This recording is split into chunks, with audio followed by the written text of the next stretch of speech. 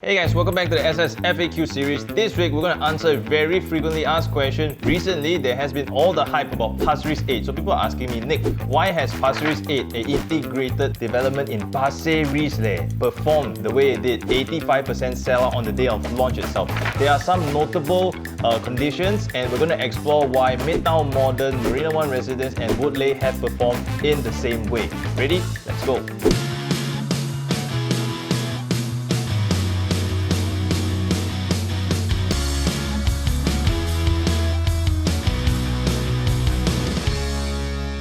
So something very interesting has been happening. Pasir Ris 8 has made amazing waves in their recent launch with an 85% sellout in the launch weekend alone. And the very funny thing is Pasir Ris has breached the PSF gap of $2,000 per square foot. And how is this happening? Let's go to this table over here and we can have a look. We can see a comparison across Pasir Ris 8, Treasure at Tampines and Park Central Residence, which is basically the D18 cluster of new launches within the last 6 months. And you can see Pasir Ris 8 charting #1 position at 416 units transacted, 40.4 of the total volume share, and you can see that the max price per square feet has already breached 2,000 at 2,084, and a lot of people are astounded. Pasir Ris.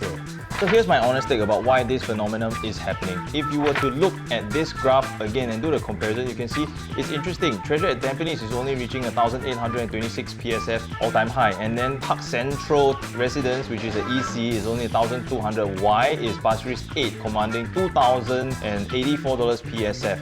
My personal take is because the Pasir Ris HDB cluster and population has been growing year after year after year. They've been building a lot of HDBs, plus they have not been building enough condominiums. So based on what I can see, they have been largely building the cluster of just outside downtown east, along the watercolor stretch, and also 𝗂𝗶𝗏, so on and so forth.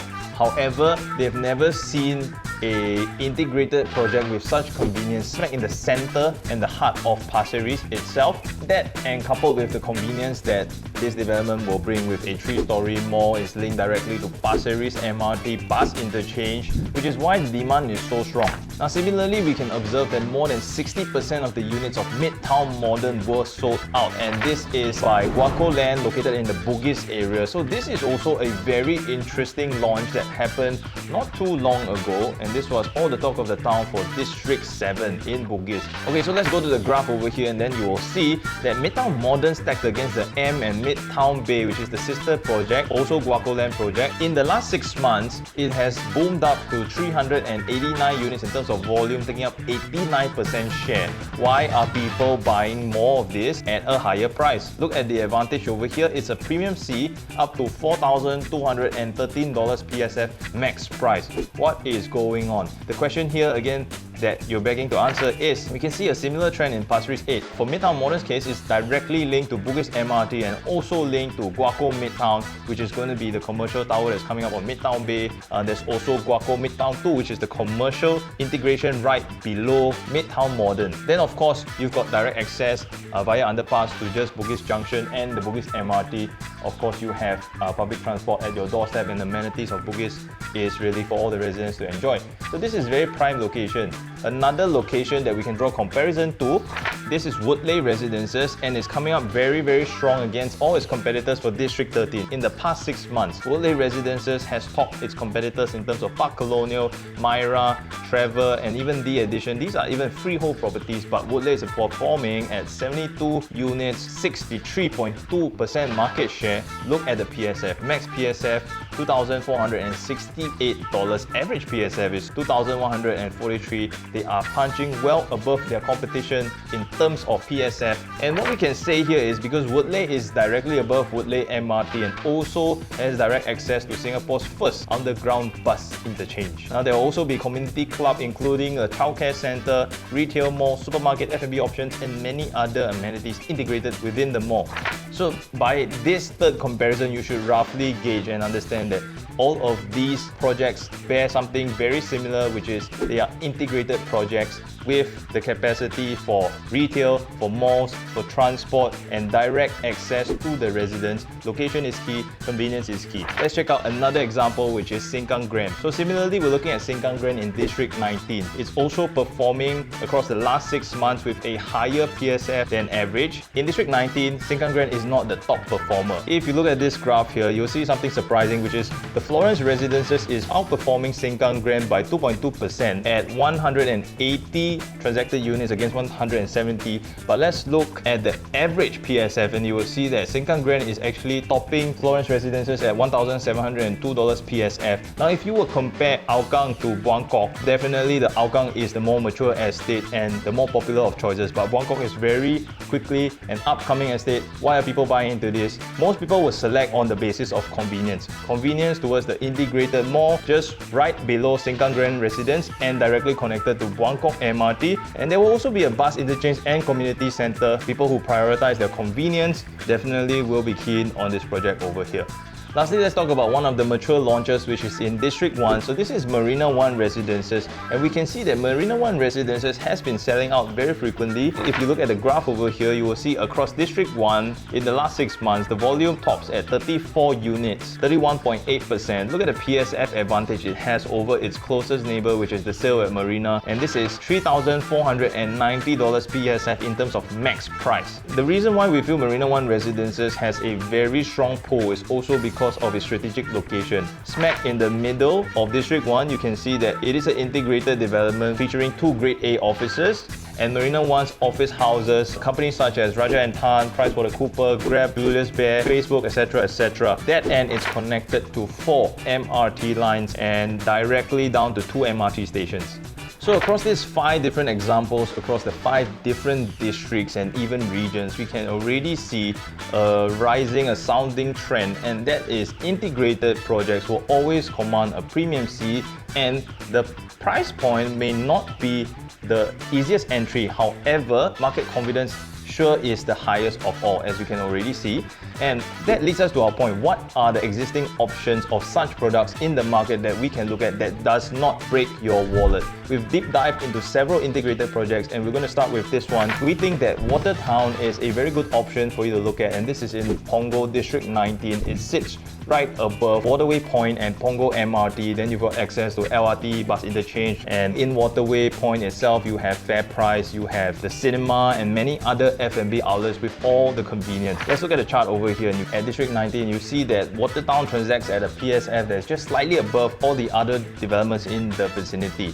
So, however, we think that there is more upside to come with the further development of the Punggol Digital District.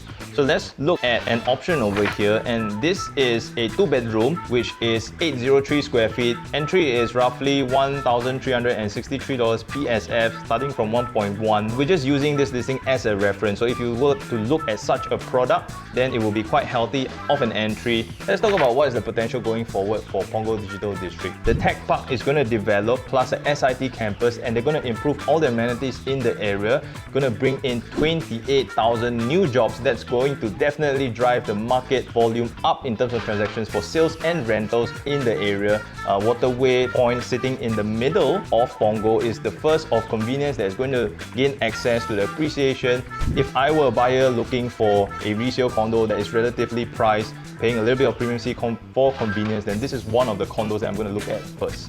So the next development that I think is interesting and that you can look at is the Centrist. And the Centrist sits on Jurong Point, which is Boon Lay MRT. And have a look at this graph over here. Basically, the Centrist entry is barely 1,228 at its all-time high. Volume-wise, it's transacting about 11 units on average, which means people are selling. So you can basically deep dive and check out some units over there. I think it sits as a modest price because compared to the nearby developments, the Centrist has the advantage of Jurong Point, which has fair price, a cinema, plenty of F&B options, and additionally, it is linked directly to Boon Lay MRT. Now, this sits on the east-west line, and there is another highlight to Centrist, and this is the upcoming Jurong Lake District, which is planned to be Singapore's second CBD. So if you will have a look at the Jurong Lake District, there's also going to be linked via the Jurong Region line, which is a new MRT line that's going to come online, say 2027 or 2028 across 24 stations. This is going to be an addition to the infrastructure. And just check out down here, there's a link in the bottom for the developments that are going to happen with Jurong Lake District. In a glance, you're going to see that you're going to have 160 hectares of new developmental land. You're also going to bring in 20,000 new homes and 100,000 new jobs to the Jurong East area. And this is a site map. Have a look. You can deep dive into the information. This is on the government website, but right now there's also a video to show you what the government plans to do with this area. So I'm going to skip along this way. And this is what they plan to do with the Jurong East District, turn it into Jurong Lake District, which is the second CBD. Now, I know what your question is on your mind, and you're probably thinking, what is this in relation to, the centrist? And you can see over here where the Jurong Lake District will be, which is right over the Jurong Lake. This is the water body. You can see this white block over here. This is basically going to be where all the 20,000 homes are going to come online and 100,000 jobs going to come in. Massive redevelopment and revitalization of this space is going to happen, and we think that this is going to bolster the demand. If you're in Woodleigh and Jurong Point, where all the amenities are already happening and it's already a mature estate, then definitely the prices are going to float and going to carry in this area, because the PSF that's going to build up in this new developmental area is not going to be cheap. So the prices will bolster eventually. So what we're basically saying is, if there's an opportunity right now for you to get in at a safe entry, then I think this is it for you. So I hope this has been interesting for you so far. If you have any other questions with regards to other projects or areas or districts, then feel free to drop them in the comment section below, and we'll be more than happy to deep dive and answer these questions for you. I'm Nick Tan, Setting Singapore, and I'll see you in the next video.